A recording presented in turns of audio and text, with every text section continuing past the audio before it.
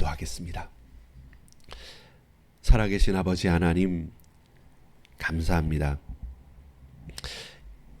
이날에 우리 주님 우리와 함께 하시고 하나님의 임재하심 가운데 그 구름이 덮이는 것처럼 우리의 모든 높아진 것들이 덮어지고 우리의 모든 죄악된 것들이 덮여져서 그 하나님의 영광 가운데, 그 은혜 가운데, 그 생명의 빛 가운데 모든 어둡던 것들이 사라지고 생명으로 빛으로 나와 하나님 앞에 무릎 꿇고 하나님 앞에 엎드릴 때 주의 영광으로 말미암아 치유가 되어지고 회복이 되어지고 감사로 변하는 오늘 가장 복된 날이 되기를 소망하오니 하나님이여 당신의 영광을 드러내 주옵소서. 구주 예수 그리스도의 이름으로 기도합니다. 아멘. 여러분 반갑습니다. 오늘은 2025년 9월 19일 금요일입니다. 주말이죠. 오늘 저와 여러분 어떤 약속이 있습니까? 아니면 한 주간을 마무리하면서 뭔가 결단의 시기를 가지고 있습니까? 저에게도 그런 꿈이 있는데요. 무슨 꿈입니까? 지금 이 나이에 또 앞으로 뭔가 하고 싶은 게 있습니까? 이것보다는 주로 제가 다큐멘터리 중에서 제일 좀 관심을 가지고 많이 보고 유튜브로도 좀 한 번씩 보는 게 뭐냐면 그 신기한 집들 있지 않습니까? 협소주택이나 특이한 집 짓는 그런 그 프로가 있습니다. 아주 시골에든 아니면 도시에든 작은 집이든 큰 집이든 특별하게 집을 지었던 그 보면 그 참 재미있습니다. 왠지 모르게 저는 거기에 마음이 가는데요. 그렇습니다. 집 한 채 짓고 책 쌓아놓고 조용히 가만히 있었으면 좋겠다는 생각도 한 번씩 해보기도 합니다. 근데 이런 이야기가 있습니다. 집을 직접 지으면 한 5년, 10년 늙는다고 말합니다. 그런 말이 실제로 있습니다. 최근에는 집하고 비슷한 자동차, 그래서 캠핑카가 한동안 유행했지 않습니까? 빌려가는 캠핑카가 아니라 직접 캠핑카를 사면 두 번 즐겁다고 합니다. 첫 번 살 때, 두 번째는 팔 때, 중고로 팔 때. 그것처럼 뭔가 내가 의미를 두고 가치를 두고 그 전문가나 업자가 아니라 스스로 한다는 게 엄청 생각을 많이 할 수밖에 없는 거죠. 완성된 걸 사는 게 아니라 특별히 집을 짓는다는 것은 털을 파고 아니면 그 털을 사는 거에서부터 시작한다면 이곳에 어떤 집을 지을까라는 생각하면서 다 설계도도 했는데 돈 때문에 아니면 공사 기간 때문에 혹은 어떤 사정들 때문에 민원들 때문에 나는 이거 하고 싶다. 왜냐면 저거 모든 게 선택할 수 있는 거거든요. 하나하나 다. 문고리 하나까지, 창문 하나까지. 그러니까 차라리 모르면 신경 안 쓸 것인데 알면 이거 할까 저거 할까 하면서 의미 가치는 많이 담지만 실제로 그 일을 해내는 것. 야, 여기 좋네? 괜찮다. 우리 잘 살자가 아니라 이 내장재 안에 들어가는 것, 이 뭐 몇 센치 문틀이 맞다 안 맞다 이 과정을 다 알면서 완공을 하면 늘는다고 합니다. 그래서 다시는 안 짓는다 이렇게 말하는데 좋아하고 또 특별한 이쁘게 생긴 기능적인 어떤 집들을 탐구하면서 이야기하는 거 보면 참 흥미롭습니다. 오늘 본문 1절에 보면 이렇습니다. 솔로몬이 여호와의 전을 위하여 만드는 모든 일을 마친지라. 솔로몬은 안 읽었을까요? 근데 놀라운 것은 뭐냐면 이에 솔로몬이 그의 아버지 다윗이 드린 은과 금과 모든 기구를 가져다가 여호와의 전 곳간에 두었더라. 여호와의 전 안에 놓은 게 아니라 다 완성을 하고요. 남아서 여호와의 전 곳간 창고에 그 준비했던 기구들과 그리고 그 은금을 두었을 정도로 사실 이 여호와의 전을 건축하는 것은 부족하고 빚을 내고 보증을 서는 것이 아니라 남음이 있다는 것이죠. 놀랍지 않습니까? 캠핑카를 살 때 좋고 팔 때 좋아하는 애물단지가 되거나 좋긴 좋은데 한 5년 10년은 폭삭 늙어서 집 짓고 들어가서 얼마 살지 못하는 그런 집이 아니라 여호와의 전은 남음이 있는 곳입니다. 몸된 교회가 그러해야 되죠. 저는 한 번씩 봅니다. 우리 장로님이나 중직자들 그리고 마음이 있는 분들은 교회 쓸고 닦고 하는 거 좋아해요. 내 집은 안 하고 저도 우리 집에서는 설거지 안 해도 주일날 이 식사하고는 설거지하는 게 제 기쁨이 되는데 왜 그러냐 집에서도 해다 이렇게 말씀하겠지만 물론 그렇습니다. 내게 마음이 가는 거죠. 뭐라도 이 하나님의 어떻게 하나님의 전이겠습니까? 성전이겠습니까? 아닙니다. 예배당입니다. 그냥 건물입니다. 그럼에도 불구하고 내 마음이 쓰이고 마음이 가는 것입니다. 솔로몬이 완공을 하는 것입니다.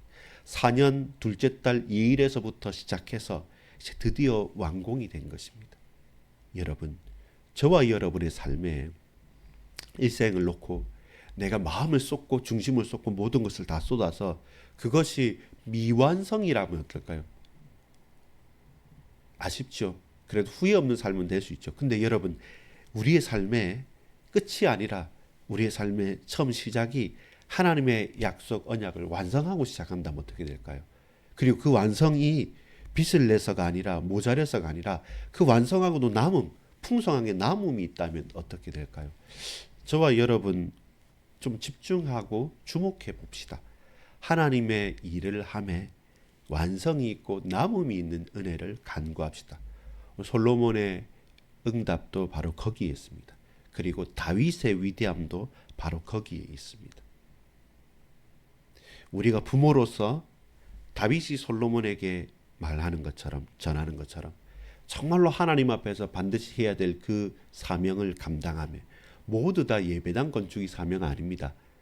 헌금 많이 하는 것도 사명 아닙니다. 분명히 하나님은 나와 우리 가정에 주신 사명이 있고 내 때에 내가 해야 될 부분이 있습니다. 다윗은 전쟁을 해야 되죠. 영토를 확장해야 되죠. 내가 하고 싶지만 우리 후대나 우리 동역자들 다른 친구들이 해야 될 게 있습니다. 꼭 이게 내가 당대에 하는 것이 아니라 내가 아닌 동역자가 당대의 다른 곳에서도 할 수 있어요. 동시에 우리 후손을 통해서 우리 자녀들을 통해서 손자 손녀들을 통해서 하는 하나님께서 하시기 원하시는 약속도 있습니다. 그래서 조급하지 않는 것이죠. 욕심과 욕망을 가지고 반드시 내가 하겠다 자기 이름을 내겠다가 아니라 하나님의 뜻대로 당신의 계획들을 언약들을 이루어 주십시오. 그게 세월을 바라보면서 살아가는 지혜입니다. 은혜입니다. 우리 사업을 하시는 분들도 있지 않습니까? 우리 직장에 다니는 분들도 있지 않습니까? 그때도 마찬가지입니다. 모든 게 나로 인하여 나만을 위해서 하는 것은 아닙니다. 그래서 뭐 할 수 있습니까?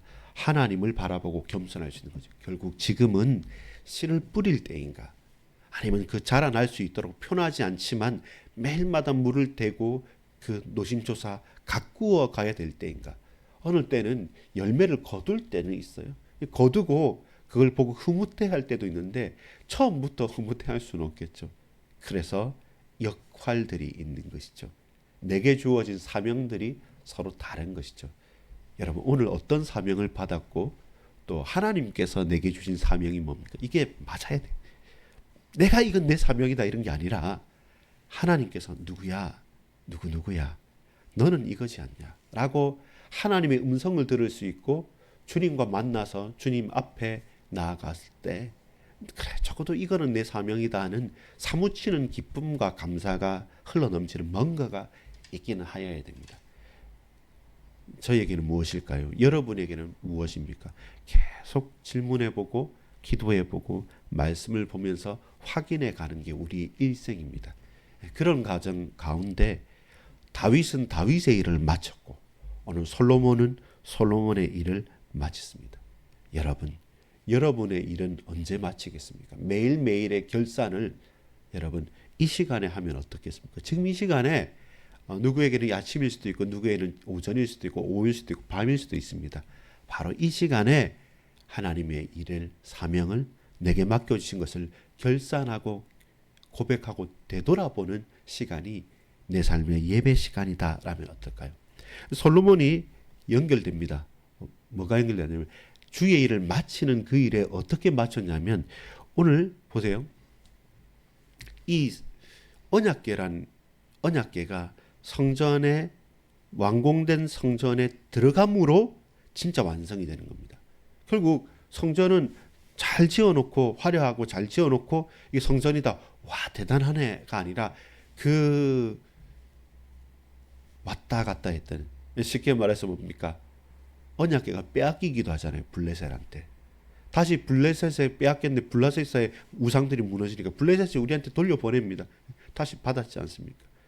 그 다시 받아서 또 어떻게 됩니까? 원래는 실로에 있었습니다. 실로에 있던 게 빼앗기고 또 기럇 여아림에서 이제 다시 다윗이 그 청하는 거죠. 아리우나의 타작마당에 다시 청해서 또 예루살렘으로 모셨다가 임시로 있다가 드디어 성전을 완공하고 솔로몬 때, 다윗은 그걸 보지 못했죠. 솔로몬 때에 이 예루살렘을 성전으로 옮기는 이 과정 가운데 오늘 본문에 보면 10절에 보면 궤 안에는 두 돌판 외에 아무것도 없으니, 이 말은 뭡니까? 원래 아론의 쌍난 지팡이하고 만나 담은 항아리하고 십계명의 두 돌판이 있어야 되는데 그 쌍난 지팡이하고 만나 담은 항아리는 그 오가는 과정과 어떻게 해야 할지 모르지만 그 가운데 사라져 버린 겁니다. 그게 현실인 거죠. 우리가 아둥바둥 살아가는 가운데 말씀 붙잡고 살아간다 하지만 그거 우리는 다 지킬 수 없어요. 결국은 상처받기도 하고 상처 입기도 하고 흔들리지만, 그러나 그 언약궤 그 말씀만은 우리가 끝까지 붙들고 가야 되는 것이죠. 그리고 그 언약궤가 시편에 보면 시편 99편 5절 6절입니까? 하나님의 발등상이 된다고 했어요.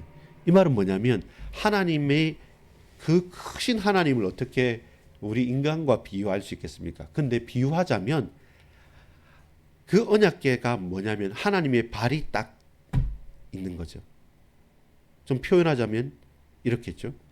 큰 사람이라면 우리의 발이 딱 머무는 곳, 그냥 안 계실 수 있고 돌아다닐 수 있는데 멈춰 서는 곳이 어디냐면 언약궤 앞이 하나님의 발이 딱 있는 건 발등상이 되는 거죠. 그 말은 뭐겠습니까? 그 언약궤가 있는 곳에 하나님께서 서 계신다는 겁니다. 하늘과 땅을 이어서 그 언약궤 앞에 하나님께서 서신다는 겁니다. 그리고 당신이 임재한다는 것이죠. 그래서 그 언약궤를 모셔드리는 거죠. 어디로? 이제 완공되어진 예루살렘 성전으로 모시는 것이죠. 여러분, 이 과정에서 솔로몬의 특징이 있습니다. 그게 뭐냐면 6절입니다. 솔로몬 왕과 그 앞에 모인 모든 이스라엘 회중이 궤 앞에서 양과 소로 제사를 드렸으니 그 수가 많아 기록할 수 없고 또 셀 수도 없었더라. 처음에 하나님의 지혜를 간구할 때도 압도적인 1,000마리 양의 1,000마리 희생 제물로 하나님께 예배드렸던 솔로몬입니다. 동시에 이제는 그 약속의 완성으로서 언약궤를 모셔드리는 그 과정에서도 모두 다 찬양하고 높이 들릴 때 솔로몬은 그 지도자들과 함께 하는 행위가 뭡니까? 다윗은 춤추고 찬양했는데 솔로몬은 희생 제물을 드리면서, 셀 수 없는 희생 제물을 드리면서 하나님께 예배드렸다는 겁니다. 그 놋 제단이 있지 않습니까? 거기에서 희생 제물을 잡고 하나님께 예배드리는 것으로 솔로몬은 자신의 모든 삶의 일을 한 겁니다. 그래서 솔로몬 노년에 솔로몬이 흐트러졌던 것도 무엇입니까? 하나님께 압도적으로 예배드렸던 이 솔로몬의 후궁들, 결혼 정책을 통해서 어떤 그 후궁들을 통해 예배드렸던 솔로몬이 흔들릴 만큼 우상 숭배가 횡행해진 것이죠. 이게 바뀌어진 것이죠. 그것이 솔로몬의 이후의 실수이기도 합니다. 그러나 솔로몬이 분명히 지혜롭게 깨닫고 하나님의 말씀들을 이루어가는 과정에서는 그 시작과 그 과정과 그 결론은 항상 뭐가 있었냐면 제사가, 예배가 있었다는 것이죠. 저와 여러분, 그러하기 때문에 이 예배의 분명한 완성은 무엇이어야 됩니까? 성전에서 이 성막과 그 지성소 안에 언약궤가 있어야지만 진정한 참된 예배가 가능했기 때문인 것입니다. 그것이 우리의 삶의 중심이죠. 크고 작은 우리의 사명들을 완성해 가야 됩니다. 1절에 솔로몬은 성전을 완성했어요. 그리고 그 과정과 그 진행하는 가운데 항상 솔로몬은 예배를 중심으로 살았던 사람입니다. 그리고 그 일에는 남음이 있었고요. 그 모든 예배 속에는 하나님께 감사와 찬양이 있었습니다. 그 하나님의 감사와 찬양 속에 우리의 연약함도 있습니다. 그 언약궤에 만나 담은 항아리도 분실돼 버리고 아론의 쌍난 지팡이도 분실될 정도로 그토록 귀하게 여겼지만 우리는 늘 흠이 있고 늘 부족하고 뭔가 연약한 심령들입니다. 그럼에도 불구하고 하나님께서는 그 언약궤를 모셔드린 그 성전을 통해서 당신의 발등상을 삼으시면서 우리와 함께 하시기를 기뻐하셨다는 것입니다. 이제 무엇입니까? 11절부터 14절까지 보면 이제는 다윗이 만들었던 그 찬양대가 화려하고도 높고도 거룩하게 찬양을 올려드리는 겁니다. 그것이 하나님께서 받으셨다는 증거가 뭡니까? 그 속에 여호와의 구름이 쭉 펼쳐지는 겁니다. 볼까요? 13절에 보면 찬양이 있고 그 찬양이 뭡니까? 여호와를 찬송하여 이르되 선하시도다 그의 자비하심이 영원히 있도다 하매 그때에 여호와의 전에 구름이 가득한지라. 그때에 여호와의 전에 구름이 가득한지라. 하나님의 성전에 구름을 쫙 펼치시면서 제사장들이 그 구름으로 말미암아 능히 서서 섬기지 못하니 하나님 지금 임재하시는구나 엎드리는 겁니다. 이는 여호와의 영광이 하나님의 전에 가득함이었다. 구름이 가득한 것을 뭐라고 표현합니까? 여호와의 영광이 하나님의 전에 가득하였다. 그 구름에 사람은 보이지 않죠. 다른 것은 보이지 않습니다. 하나님도 눈으로는 보이지 않습니다. 그러나 우리는 아는 거죠. 하나님의 영광이 임재하셨구나. 여러분, 세 가지입니다. 우리에게 주어진 사명을 완성하십시오. 이루십시오.